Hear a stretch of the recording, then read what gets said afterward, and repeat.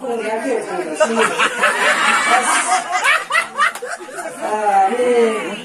nó có mà lô ra gì mà lô ta có lô ra tôi để present cái em tay bằng tay phủng nó lên tay ra em khi cùng ra bộ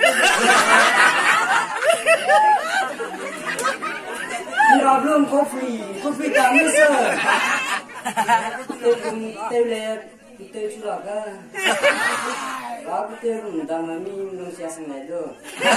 về lương nông xe sao ra lên từ lấy đó xí đúng không đó lấy đi kia này sang đây mình làm bộ ai cũng vậy này làm cái đó bây giờ để nắm bông gồm đó nắm nuôi lông gồm giờ hay mình nói nuôi phải đâu mà đó cái này suy nghĩ là nó chết thế xong đây là suy chuẩn là suy của chị cái nó xong rồi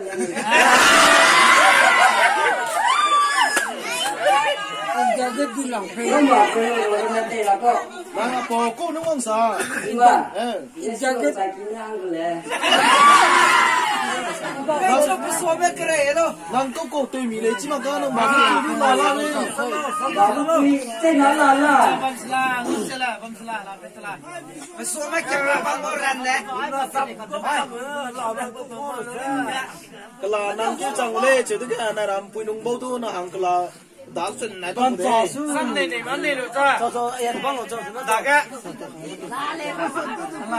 lúc con tên tuy tên mua mà để làm đó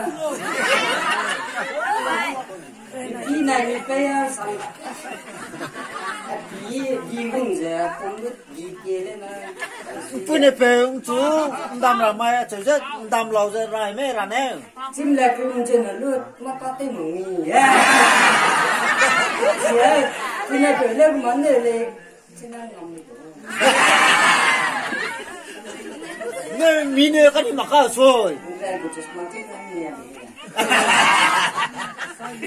bao năm càng phi là mi đó là lên mẹ năng chủ cắt chả cũng làm đúng là mi có xe đi rồi đấy đang xem mà đâu thì tàu xe là này chụp cái này có đâu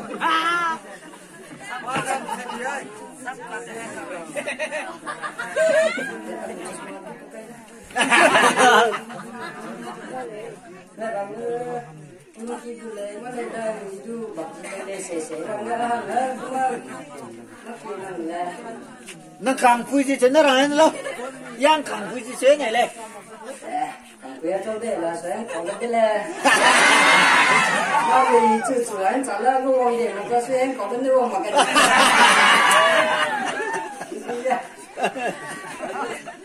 phải cầu lên cho tôi rồi sao chứ nè Rambang nó cái gì mà cái đường chỉ của nó có gì năng kỳ này năng bể luôn xả ra cả thằng phi lên chủ con bao khôn là cái này cái nó có đồ mà nó năng cố năng ní lắm mà năng câu nó ở đó đi tiêu à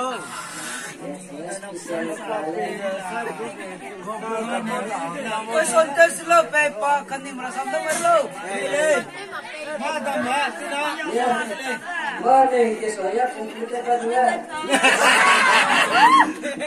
yan người có khi luôn người rồi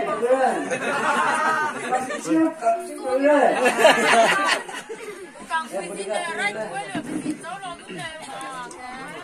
cái gì á câu nó này là cô đi cái câu này như này ngay mà cái đang cười đấy mà đây cái gì là pa cái này rồi cái suy nghĩ là có đi bấm bầu rồi thì có sao mà luôn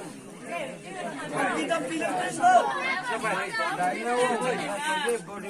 cho nó mai luôn kia là bầu đều cái này năng kia trong nồi nước cũng giờ quy nọ mới hái nọ bọc nó cái lưỡi cái chặt chơi lên rồi giờ là chấp